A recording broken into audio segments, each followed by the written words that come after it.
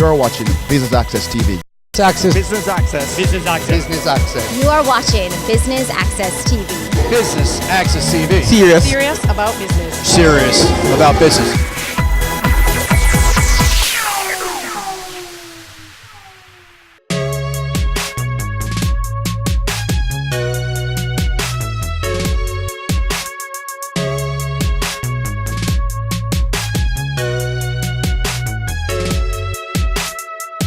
Business Access TV is here at a Capri Public Forum. Money Talks. What does the new budget really tell you? I'm your host, Amita Prasad-Webb. Stay tuned. Please join me in welcome to the stage Mr. Tench as he shares the words with you from the European Union. Mr. Tench. I speak to you today as Jamaica and its people grapple with several pressing issues that make up the current national conversation. This is an extremely important and proper functioning of any viable democracy, where a population can voice their praise, concern, or even anger towards the news of the day. And the current topic of discussion, as it should be at the moment, is the budget, as put forward by the government. This affects every one of us. The budget is of particular importance to the European Union, as a result of the special relationship we currently have with Jamaica. The bulk of our support to Jamaica is through what we call budget support. It entails direct financial transfers to the national treasury, meant for specific purposes and sectors, whether it be for agriculture, justice, or education. This support is conditional to agreed economic targets. What that means is we sit down together and we agree the targets together. It is not us, the EU, saying you must do this, you must do that. This is a collaborative process. We have all seen, one way or another, that when the public gives its views, especially through the right channels, this brings change and further dialogues are made possible. The collective power of a population should not be taken lightly. And by increasing capacity in all respects, in all aspects, can benefit every one of us. With that, I wish everyone here a successful event and an enlightening discussion. We are very proud of the work that Capri is doing, and we support their commitment to a better informed, more active citizenry that works alongside an accountable, transparent government. All right, Dr. King. Dr. King. Thank you very much, Shani. So, there's been a lot of talk about the budget. Every time you turn on the radio, there are people discussing the budget. You know, a lot of it takes place in Parliament. They've been talking about the budget in Parliament for the last 2 weeks. So it's not because there hasn't been enough talk about the budget. So why are we here? Because most of that conversation is not done in a way that most people can understand. We want to look at the budget and decide what does that mean? Does the budget look after us next year and the year after that and the year after that? Or does it just satisfy our needs for this year? We also want to say what it reveals about the government's priorities. You know, governments will stand up and every once in a while they will say one thing and end up doing another. If you want to know what their real priorities are, look at where the money is going. That's what we're going to do tonight. So we're going to start off with what really is the most important thing that you need to know about this budget. We're going to start off with the big picture. The biggest problem that the country faces is the fact that the government owes a lot of money. It owes a mountain of money. Up to 5 years ago, the amount of money that the government owed was equivalent, was equal to 1.5 times the value of everything produced in the country over the course of a year. So it's like everybody goes to work, everybody in the country goes to work, and they don't take any salary. The salary just pays off the debt every single week, every single month. And everybody would have to work for free for 1.5 years to pay off the debt. That is what 147% of GDP means. Well, the only way to get this debt down is for the government to stop spending more than it is earning.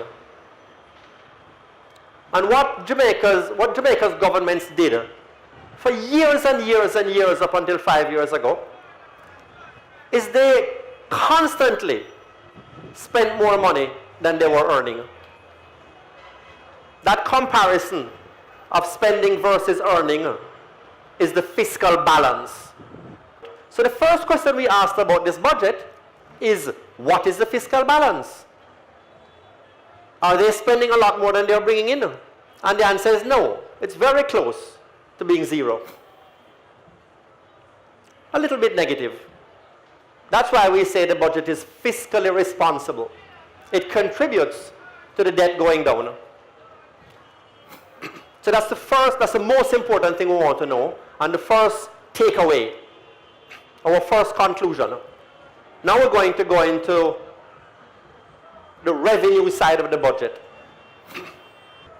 The purpose of any tax system is to tax you. They may put the tax on, on parties, or they may put the tax on companies, or they may put the tax on imports, or take it out of your pay. But ultimately, the purpose of taxation is to tax you. The only question is, at what point are they going to tax you? And there are essentially two options. They can tax you once you earn the money, and those are called direct taxes. Since the purpose of taxes, then if they take it out of your pocket before it reaches, then you are being taxed directly. That's what income tax is. The other possibility is they can wait until you spend it and then tax you indirectly through the things you spend on. So by taxing the clothes and by taxing the food and by taxing the cell phone calls, they are really taxing you, but indirectly by putting the tax on those things that you consume. Those are the only two possibilities. The direct taxes are just taxes on income, either individual income or companies' income, profits. The indirect taxes are of two kinds. Taxes on production and consumption, that's GCT. SCT, which is special consumption tax, that's the one they put on gas. And import duties. There's actually another category which brings in a small amount of revenue, and that is, fees and charges. If you use a government service, sometimes you have to pay for it. Here's what's happening. These are the shares that have come from each of these categories over the last 6 years. And it's clear by looking at the history of the last 6 years that there's been a shift away from relying on direct taxes, income taxes, and moving away from that more and more to indirect taxes. And the new budget continues that trend.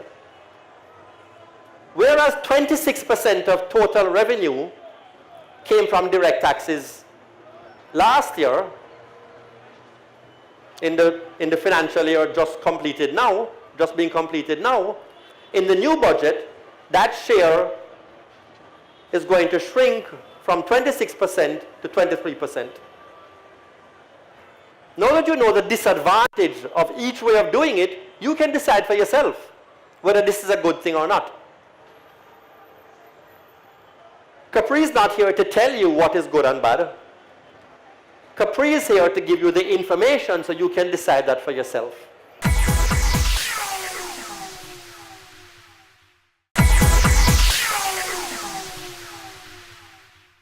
There are four broad purposes, reasons why governments spend money.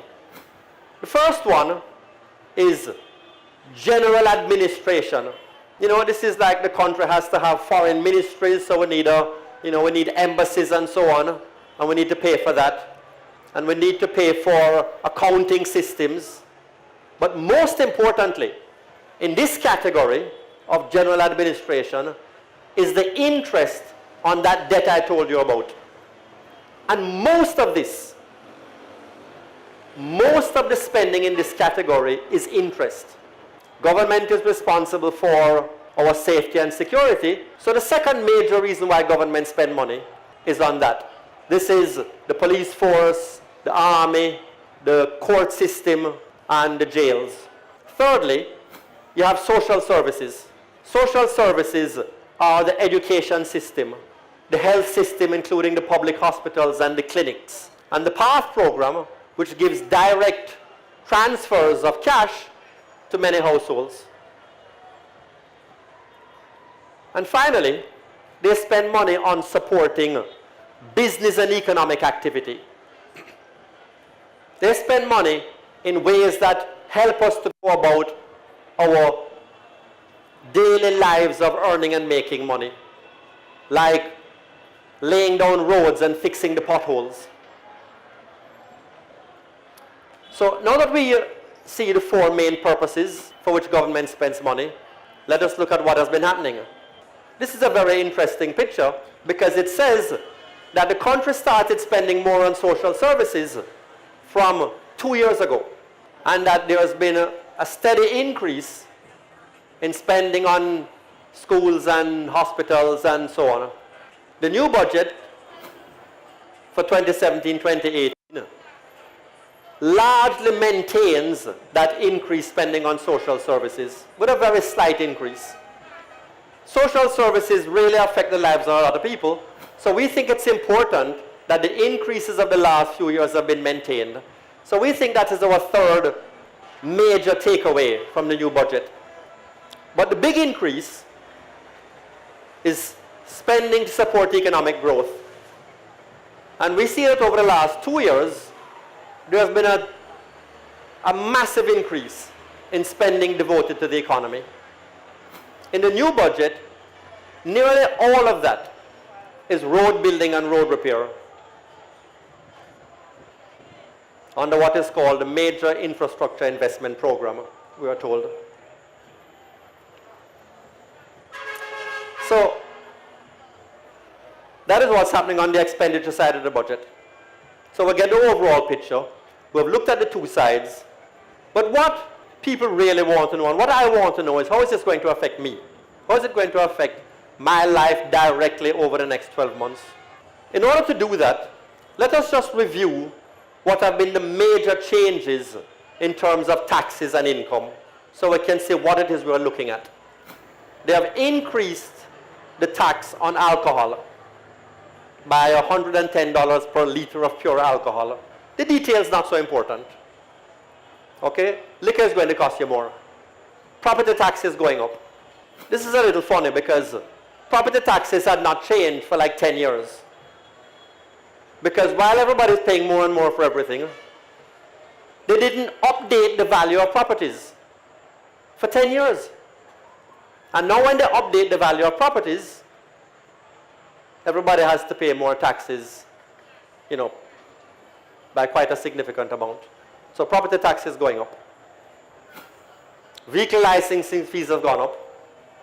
And they have added $5.46 to the tax on petrol, on gasoline, as well as all other fuels. So that's going to affect the cost of transportation.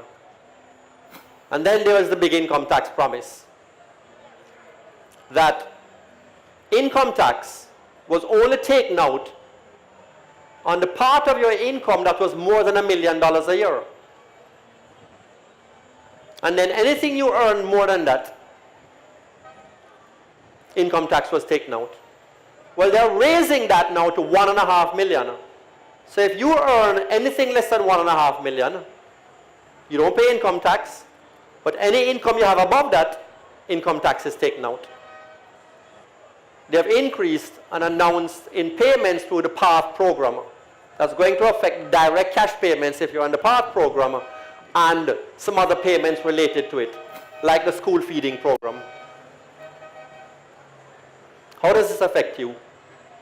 Well, it turns out that it really depends on who you are. It depends on your particular income level and your lifestyle and your consumption patterns. And that's the fourth point we want to make. You sort of have to think about what the taxes are, and you can decide whether you end up better off or you end up worse off. We need to have more confidence that the increased burden on those is going to be mitigated, provided for, compensated for in some way, so that nobody really ends up being worse off. And that's our final concern. So that is what we think are the major conclusions, takeaways from the new budget that has been announced.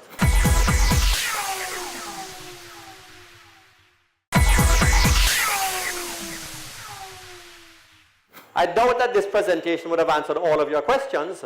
It merely is to give you information to inform your own thinking and to raise questions that you may have. And if you have those questions, I'm happy to answer them right now. I think it's a sign that we're growing up as a democracy when we can have forums like these where we can hear without the emotion and without the political colorings, the facts, you know.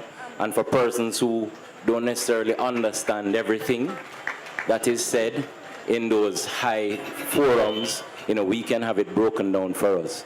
My quick question is there a model that has been used elsewhere, whether Singapore, as we like to look to, or elsewhere, a model that speaks to the use of indirect taxes versus direct taxes, or a combination of thereof, that we can look to and say, this is best suited for us, and we should be moving in this particular direction? Thank you for that excellent question. Nearly all countries rely on a mix of direct and indirect taxes, some heavily more on one than the other. Bahamas, for example, didn't have any direct taxes until recently. They have introduced them. And there are one or two other countries that don't use indirect taxes at all, that don't use direct taxes at all, and rely entirely on indirect taxes. But it really has to do with the circumstances of the particular country. If you have a country, for example, like the United States, where most people work for companies that have the capacity to, automatically withdraw income taxes and send it into the Internal Revenue Service, they have far fewer people who are tax evaders, then they can rely more on income taxes. So even though there are examples of various mixes, it really is something that Jamaica has to decide based on its own circumstances. In the past, we have taxed alcohol and cigarettes, and I suppose there are some benefits to that. What were those benefits in terms of the numbers, if we have them, and what are the future benefits they're expecting from taxing it? The reasons why government have to tax things is because they can't reduce expenditure very much under our circumstances, and so you need to have tax increases every once in a while. The reason why governments like to tax alcohol and cigarettes is because when the price goes up on alcohol and cigarettes, because the government has taxed it, you don't drink or smoke any less, and so they get all the money. Is this shift to indirect taxation positively affecting the lower tier income earners in Jamaica, which significantly make up a majority of the Jamaican population? It affects them negatively. And that was the point that we made earlier, that the big question that the country faces is which of those two problems we are sort of more comfortable with. We want to go after the people, all the people who are earning income and are escaping the income tax. But it looks like going after them, the best way to go after them is to tax consumption.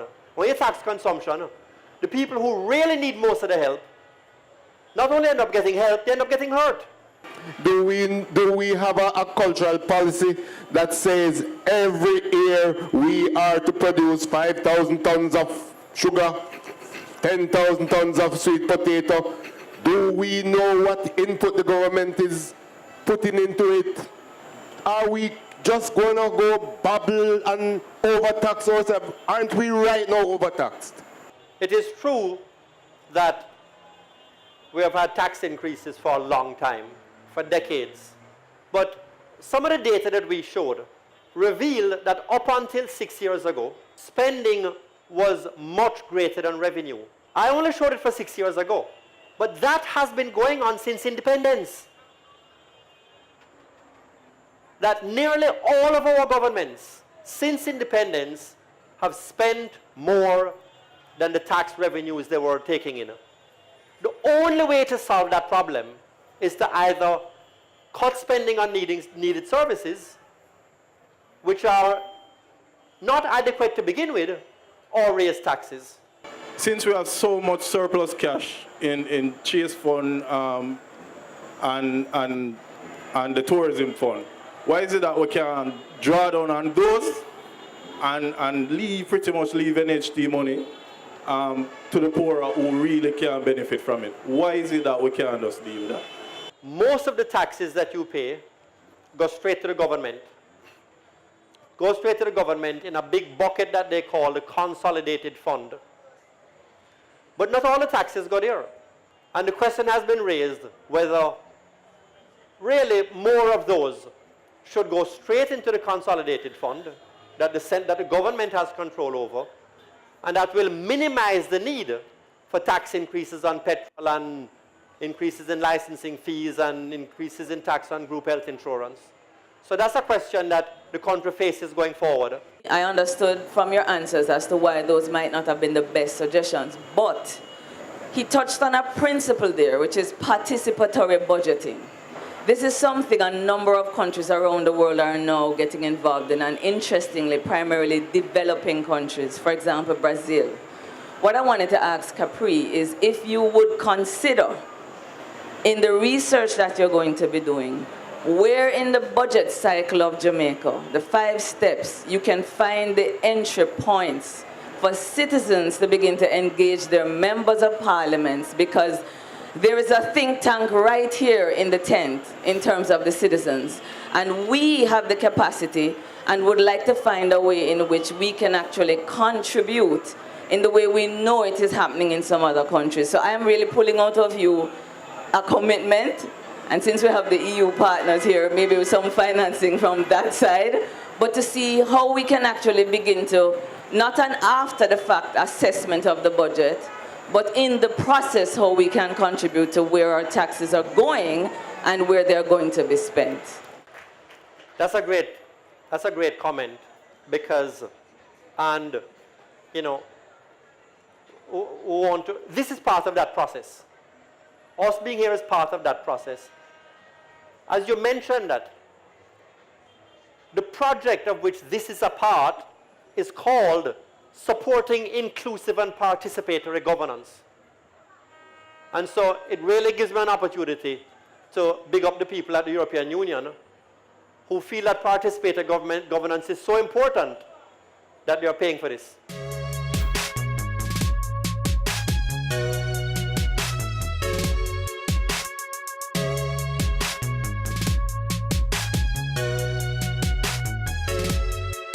Talk to us about Capri and what is it exactly that you guys do? Capri is a think tank that exists to use evidence and analysis to make policy better, to inform government policy. And we do that by having fora like this in the middle of Halfway Tree, where we inform the people who are going to be affected by policy so they can demand better policy.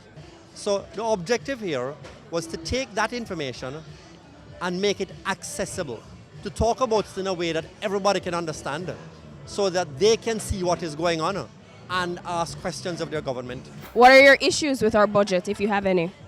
Well, the issue I have with the budget is that how it would affect us, the poorer class per se, and the middle class are being balanced into higher class and poorer class.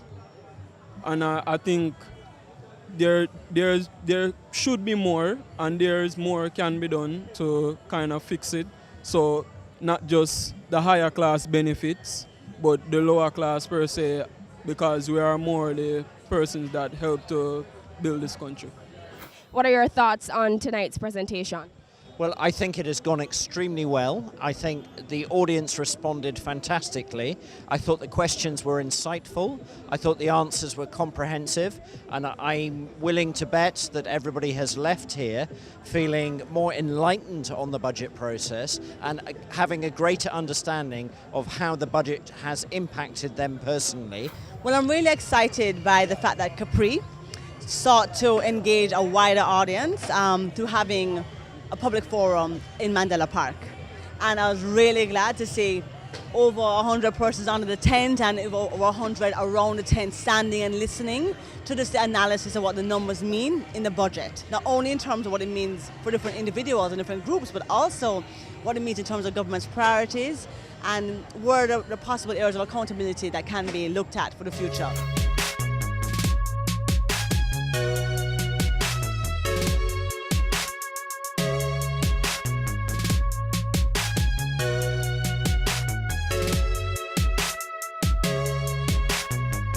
And that's where we leave you tonight. We've heard questions and we've heard answers in regards to the 2017-2018 budget. I've been your host, Amita Prasad Webb, and stay tuned to Business Access TV, serious about business.